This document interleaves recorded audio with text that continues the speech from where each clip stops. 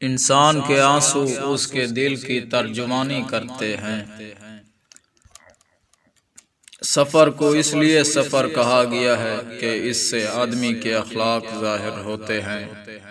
استقامت ایک ایسا درجہ ہے جس سے امور کی تکمیل ہوتی ہے۔ پہلے خیال کے آتے ہی اس کے مطابق عمل کرنا جود کہلاتا ہے۔ حیا کی زبان کے ساتھ اللہ تعالیٰ کے سامنے آنے کا نام دعا ہے۔